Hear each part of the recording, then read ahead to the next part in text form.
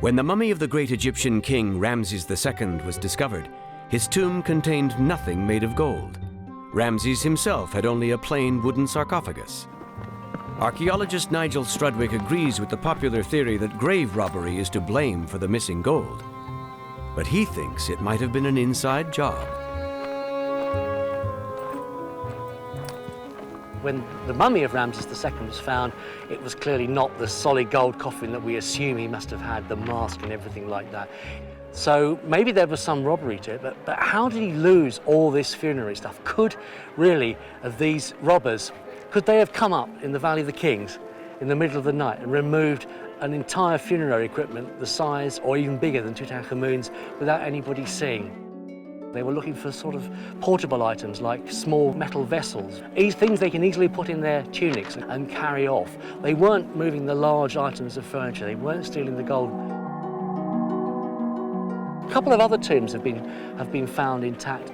For example, the tomb of Yuya and Tuya, who were the parents of Queen Tiye, the wife of Amenhotep III. That tomb was found pretty well intact, but again, a lot of the small portable valuables had been taken, but it had clearly been sealed up and was undisturbed since the New Kingdom.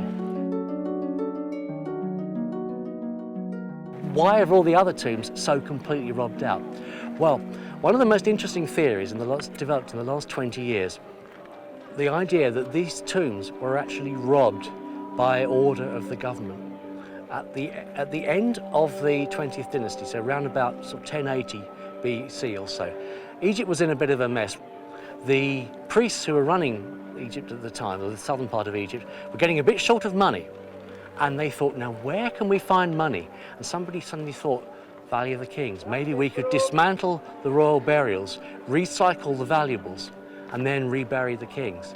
Now the evidence for this is circumstantial to say the least. But one thing is interesting, there is a letter written from Nubia to one of the scribes here, which says in it, find another undamaged tomb and keep it for me until I return. It's extremely cryptic, but it's almost as if he's saying, this is the high priest Payach, who's fighting this man Parnexi in Nubia. He's saying, look, let's try and find a tomb and get some stuff out of it. Now, either there was a complete outbreak of lawlessness, which I just don't believe, or the priests actually went around recycling these things.